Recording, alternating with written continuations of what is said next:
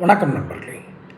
அந்த நடிகரின் தந்தை ஆரம்ப கட்டத்தில் இருந்தே தன் மகனை மிகுந்த எச்சரிக்கையாக சில அறிவுரைகளை கூறியிருந்தார்.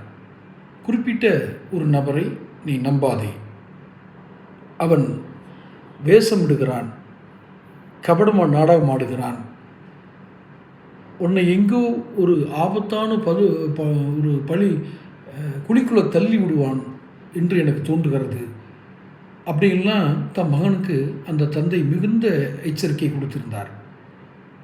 ஆனால் அந்த மகன், அந்த நடிகர், இப்போ கட்சி ஆரம்பிச்சிருக்கிறார் இல்லையா, அந்த நடிகர் அத்தனை எளிதில் சொல் புத்தி கேட்கக்கூடிய புத்தி அவருக்கு இல்லை. இந்த மகனை அந்த சினிமா உலகில் மேலே கொண்டு வருவதற்காக, உயர்ந்த இடத்துக்கு கொண்டு வருவதற்காக அந்த தந்தை எத்தனை கஷ்டப்பட்டிருப்பார், எத்தனை இரத்தம் சிந்தாத குறையாக வேர்வை சிந்தி அவனை உழைத்து மேலே கொண்டு வந்திருப்பார் என்பது அவருக்கும் அவர் தந்தைக்கும் அந்த தந்தைக்கும் அவர் அன்னைக்கு மட்டுமே தெரியும்.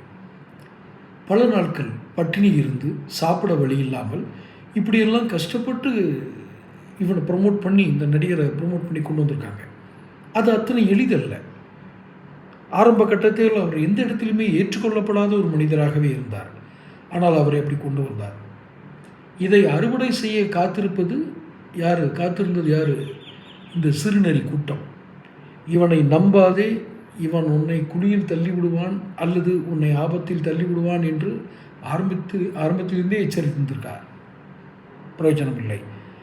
இப்போ முதல்ல ஒரு நரி வந்தது, இப்போ நரிகள் கூட்டத்தில் சேர்ந்து விட்டார். அவரை மீட்டெடுப்பது அத்தனை எளிதல்ல. காரணம், என்ன ஒரு நல்ல காரியங்கள், எந்த ஒரு நல்ல செய்தி, எந்த ஒரு நல்ல புத்திமதி அவருக்கு போய் சேர்ந்தாலும் அதை குலைப்பதற்கும் அல்லது அதில் அவர் தடுமாற்றம் அடைய செய்வதற்கும் அந்த கூட்டம் தயாராகவே இருக்கிறது.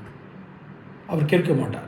இன்றைக்கு எத்தனையோ பல இன்னல்கள், இதற்கு அவர் காரணம், இவர் காரணம் என்று மற்றவர்களை குறிகாட்டுவதிலே, அடையாளம் காட்டுவதிலும், அவர்கள் அந்த தவறிலிருந்து அவர்கள் தப்பித்துக் கொள்வதற்குமாக முயற்சியிலே இருக்கிறார்கள். யார்? இந்த நடிகரை சுற்றி இருப்பவர்கள். அவரை பரிதாபமாகவே பார்க்கிறோம். யாருக்கும் அவர் மீது கோபம் இல்லை. அவர் தந்தைக்கு மிகுந்த ஆதங்கம் இருக்கிறது. தந்தை சொல் கேட்காத மகனாகி நடுத்தரில் நிற்கிறானுங்கிற ஆதங்கம் தந்தைக்கு இருக்கிறது. இனியாவது ஒரு கொஞ்சமாவது காதல் கேட்கணும். ரொம்ப தூரம் வந்தாச்சு, பரவாயில்ல, கொஞ்சம் கேட்டு அவர் திரும்பி போங்கன்னு யாரும் சொல்லலை. சற்று நிதானியுங்கள். இல்லை என்றால் உங்கள் தந்தையாலும் உங்களை காப்பாற்ற முடியாது, கர்த்தராலும் காப்பாற்ற முடியாது.